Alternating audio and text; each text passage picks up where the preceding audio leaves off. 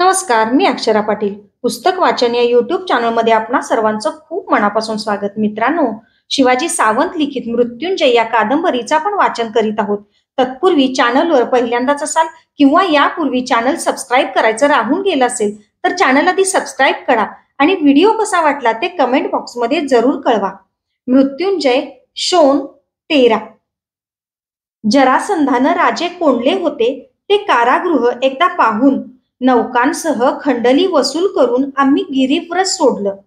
तिरंजना नदीच्या किनाऱ्याला धरून पुढं सरकत किकट, मंद, पूर्वदशार, उत्कल अशी राज्य जिंकीत वृक्ष पर्वताजवळून आम्ही पुन्हा पूर्व सागराच्या दिशेनं निघालो. माघ महिन्याचा शुक्ल पक्ष संपून गेला होता.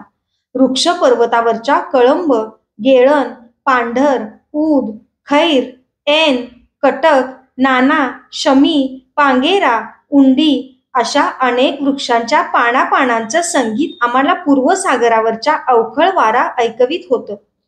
वैतरणी नदी ओलांडताच पुंड्रू देशात आमचा प्रवेश झाला. आर्यवर्ताचं पावला पावलाला निसर्ग सौंदर्याचे विविध आविष्कार दाखवणारं स्वरूप पाहताना मन दंग होत होतं. किती प्रकारचे पक्षी, लतावेली, वृक्ष, नद्या, सरोवर, फुलं, पिकं, पर्वत यांनी हा देश भरला आहे हे कुणालाही सांगता आलं नसतं. मानवी राज्यांचा पराभव आम्ही करीत चाललो होतो, पण निसर्गाच्या राज्याला आम्ही श्रद्धेनं मानवंदना देत चाललो होतो. पुंड्रू देशात प्रवेशताच आपल्या तुटपुंजा सैन्यानिशी आम्हाला त्या देशाचा राजा व स्वतःला श्रीकृष्णाचा स्पर्धक म्हणून प्रतिवासुदेव मानणारा पौंड्रुक वासुदेव भिडला. हिरण्यवर्मानच त्याचा पराभव केल्यामुळं आम्हाला शस्त्रही धरावं लागलं नाही. यानंतरचा देश होता कलिंग, युवराज दुर्योधनाच्या श्वसुराचा, चित्रगंधाचा देश. या देशावर सैन्य घेऊन जायचं कसं? दुर्योधनाच्या भावना दुखावल्या जातील या कल्पनेनं मी आमच्या सेनापतीला म्हणालो, हा कलिंग देश युवराज्ञी भानुमतींचा आणि सुप्रिया वहिनींचा आहे. हा टाळला तर? नाही, मला द्वारका आणि मथुरा यांशिवाय कोणतंच राज्य टाळता येणार नाही. हा राजदंड समस्त कुरूंचा आहे. तुझ्या माझ्या युवराज दुर्योधनाच्या कुणाच्याही भावनांपेक्षा त्याची प्रतिष्ठा अधिक आहे.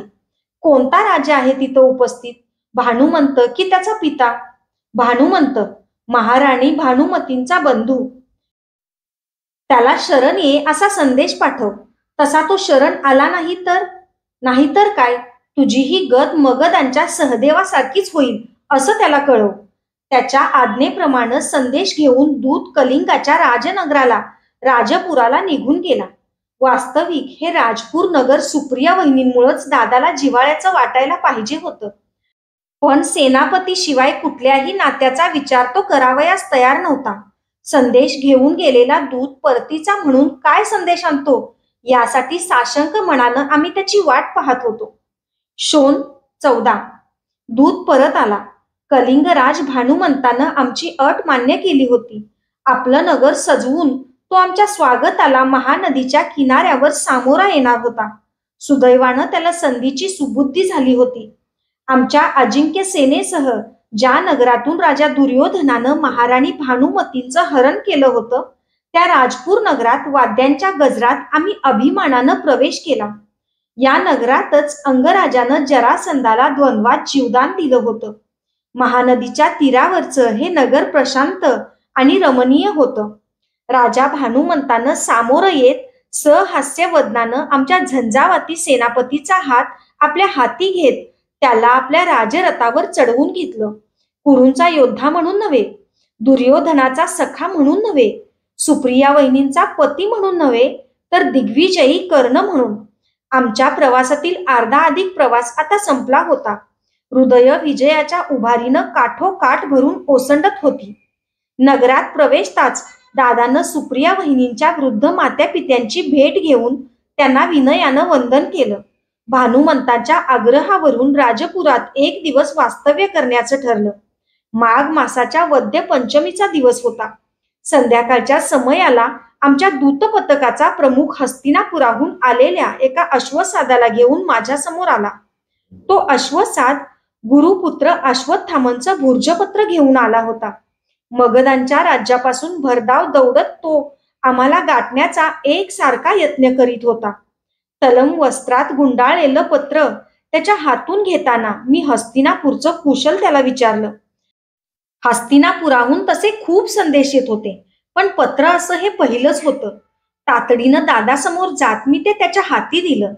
ते न उलगडताच त्यानं विचारलं, कुणाकडून आलं आहे? अश्वत्थामांकडून, हस्तिनापुराहून.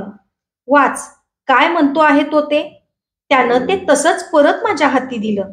वरचं तलम वस्त्र दूर सारून ते भुर्जपत्रावरचं पत्र मी कुतूहलानं वाचू लागलो. मित्रा, तुझ्या गगनभेदी विजयाच्या वार्ता दर सप्ताहाला राजवाड्यावर येऊन थडकत आहेत. या दिग्विजयानं तू कीर्तीचा कळस गाठला आहेस असं सर्वत्र बोललं जात आहे. अशा तुझ्यासारख्या दिग्विजयी वीराला मी ऋषिकुमार तो काय लिहिणार? तरीही हे पत्र दिग्विजयी कर्ण म्हणून वाचू नकोस, एक मित्र म्हणून वाच. माझा विश्वास आहे या पत्राचं तू स्वागतच करशील. तुला मी चांगला जाणतो. मित्राचा एखादा शब्द कमी अधिक पडल्यास तू रागावणार नाहीस. पांचाल, कोसल, विदेह, कौशिकी, कच्छ, कामरूप, वंग, मगध असे देश जिंकत तू अश्वगतीनं चालला आहेस. क्षणकाल तू त्यांच्या राज्यात असेपर्यंत ते तुझं सर्वस्व मान्य करतील, पण तू पुढे जाताच ते पुन्हा आपल्या संस्कृतीचं जतन करण्यासाठी झटू लागतात. लक्षात ठेव, ज्याला त्याला आपली संस्कृती प्राणप्रिय असते ती असावीच लागते, कारण ते जिवंतपणाचं लक्षण आहे. स्वत्व गमावून जगण्यासाठी क्षुद्र कावळाही तयार नसतो. यासाठी सर्वांना जिंकता येईल ते केवळ प्रेमानच. तसं तुझ्या वर्तणुकीनं तू सर्वांना जिंकलंही असशील असा माझा दृढ विश्वास आहे. शेवटी धन, संपत्ती, कीर्ती, प्रतिष्ठा हे तट कितीही भक्कम असले तरी मृत्यूच्या महादिग्विजयी सम्राटांपासून ते मानवाचं रक्षण करूच शकत नाहीत. त्यासाठी एकच तट कार्यक्षम असतो, तो म्हणजे मनाचा. स्वभाव धर्माप्रमाणे या टीचवर पत्रातूनही मी तुला तत्वज्ञानच ऐकवायला लागलो आहे. ते वाचताना तुला कदाचित कंटाळा यायचा, त्यासाठी ते इथंच थांबवतो. सर्व सैन्यासह वाटचाल करताना या रमणीय देशाचं विविध स्वरूपात तुला दर्शन होत असेल. तुझं निसर्गप्रेमी मन त्यामुळं सदैव आनंदित राहत असेल. एखाद्या खळाळत वाहणाऱ्या नदीचं दर्शन घेताना होणारा आनंद, विविध वर्णी पूर्ण विकसित कमलांनी भरलेल्या सरोवरावर घोंगावणाऱ्या पुष्ट भ्रमरांचा गुंजारव ऐकताना होणारा आनंद, फुललेल्या निसर्गाला पिसारा पसरून प्रतिसाद देणाऱ्या मयूराला नृत्यमग्न पाहताना होणारा आनंद, आकाशाच्या नीलवस्त्राला आपल्या सप्तरंगांची किनार देणाऱ्या इंद्रधनुष्याला पाहताना होणारा आनंद, हे सर्व आनंद माझ्या मते 10 युद्धातल्या विजय आनंदापेक्षाही सरस आहेत. त्या दृष्टीनं तुझा दिग्विजय तर दुहेरी यशस्वी आहे. असो, आता थोडंसं हस्तिनापुराविषयी. मी नेहमी नगराबाहेरच्या विष्णू मंदिरात देवदर्शनासाठी जातो. तिथं मी तुला दाखवलेल्या दगडांच्या भेगेतील त्या पिपलाच्या रोपट्याचंही दर्शन घडतं. या 2 मासात किती तरारून वाढलं आहे ते. इथं आल्यानंतर जेव्हा तू ते पाहशील तेव्हा तूही त्या रोपट्याच्या चिकाटीचं कौतुकच करशील. ते मला सदैव तुझी आठवण करून देतं. अस्तु, तुझ्या आगमनाची आम्ही सर्वजण आतुरतेनं वाट पाहत आहोत. या सर्वजणात वृषाली वहिनी नी तुझे कुटुंबीयही आहेत. शोनाला स्नेहपूर्ण वंदन. अरे हो, या पत्रात सर्व महत्वाचा वृत्तांत आलाच नाही. तू दिग्विजयासाठी निघून गेलास आणि दुसऱ्याच दिवशी द्वारकेहून राजमाता कुंतीदेवी नगरात आल्या.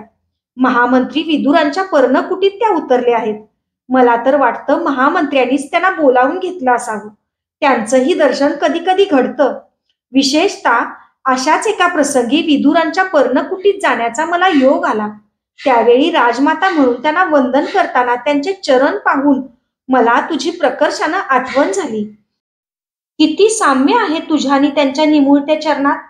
ठीक आहे, आता पत्र पुरं करतो, कारण तुला सांगण्यासारखं जे जे आहे ते सर्व व्यक्त करायचं तर या भुर्जपत्राची विपुल पानं लागतील. शेष कुशल, तुझा सस्नेह. अश्वत्थामा.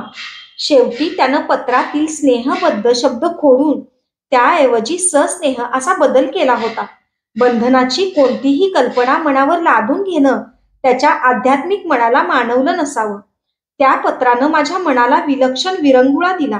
दादा मात्र विचारमग्न आणि काहीसा अस्वस्थ झाला. पत्रोत्तर काय धाडायचं, मी विचारलं. नको, त्याला कोणतंही उत्तर पाठवू नकोस. शोण 15. राजा भानुमंतांच्या अमात्यानं कलिंगाच्या राज्यातील प्रेक्षणीय स्थलांची नामावली सांगताना महेंद्र पर्वताचाही उल्लेख केला. पर्वत आणि प्रेक्षणीय ही कल्पना मला जरा विचित्रच वाटली. तसे पर्वत प्रेक्षणीय असतात, पण दुरून, कारण ते उल्लंघताना काय यातना होतात ते आम्ही प्रत्यक्ष अनुभवत होतो. मी अमात्यांना विचारलं, तुमचा हा महेंद्र हिमालयापेक्षाही प्रेक्षणीय आहे की काय? निश्चितच. हिमालयाची शिखरं सूर्यकिरणात तळपतात, तसा या महेंद्राच्या शिखरावर एक परशु तळपतो. परशु? कसला? परशुच. जमदग्नी पुत्र परशुराम आश्रम स्थापून या पर्वतावर वास्तव्य करून राहिलेले आहेत. दर अमावस्येला आणि पौर्णिमेला महेंद्राची चढण धीमेपणाने उतरून आपलं वरुण व्रत पूर्ण करण्यासाठी ते पूर्व सागराच्या फेसाळणाऱ्या छाती इतक्या पाण्यात उभं राहून तेथून सूर्याला अर्घ्यदान करतात. त्यांच्या दर्शनासाठी अमावस्या आणि पौर्णिमेला सागर किनारी ही गर्दी उडते. काळ्याभोर दाट दाढीत लाटांचे तुषारकण साचलेले भगवान परशुराम फारच विलोभनीय दिसतात. भगवान परशुराम? क्षणभर महेंद्रावर जावं काय असा एक विचार मनात डोकावून गेला. पण सैन्याला सोडून एकटं कसं जायचं हे दादाचं उत्तर मला अपेक्षित होतं. राजपूर सोडून आम्ही महेंद्र पर्वताला वळसा घातला. त्या पर्वताची निळी निळी शिखरं दृष्टीआड होऊ लागली. कनेर, करंज, नंदी, धावडा, धामणी, जांभूळ अशा विविध वृक्षांना पायथ्याशी आश्रय देणारी ती उदार हृदयी शिखरं माथ्यावर धुक्यांचे पांढरे किरीट घेऊन परशुरामांच्या आश्रमाची सुचिता दर्शवित होते. महानदीच्या किनाऱ्यानं दक्षिण कोसलांचं राज्य ओलांडून आम्ही विदर्भाच्या सीमेवर येऊन धडकलो. विदर्भ, श्रीकृष्ण पत्नी रुक्मिणीचा देश. हस्तिनापूरच्या पूर्व दिशेचा सर्व प्रदेश संपला होता. आता दक्षिण दिशेचा दिग्विजय सुरू झाला. माघ संपून फाल्गुनाचं आगमन झाल्यानं दुथडीचे निंब, पिपल, आंबलीचे वृक्ष लुसलुशीत पालवीची नाजूक सळसळ करून आता लवकरच वसंत ऋतू येणार याची सूचना देऊ लागले होते. वसंताच्या स्वागतापूर्वी विदर्भराज रुक्मीला अंगराजकरणाचं स्वागत करावं लागणार होतं. रुक्मी हा श्रीकृष्णाचा आप्तेष्ट. त्यांनी संधी करावी ही आमच्या सेनापतीची मनीषा तीव्र होती. विदर्भाच्या राजनगरीला कुंडीनपूरला तसा संदेश घेऊन दूतही धाडण्यात आला होता, पण त्यानं संधी नाकारला. विना आणि भद्रा नद्या पार करून आमचं सैन्य विदर्भाच्या सीमेत घुसलं. पयोष्णी नदीच्या तीरावर असलेलं कुंडीनपूर गाठावं म्हणून वायुगतीनं आमची वाटचाल चालली होती. पण मधल्याच भोजकोट नगरात रुक्मीचं अफाट सैन्य पसरलेलं पाहून आम्हाला आश्चर्याचा धक्का बसला. हा राजा राजनगर सोडून मध्येच कसा?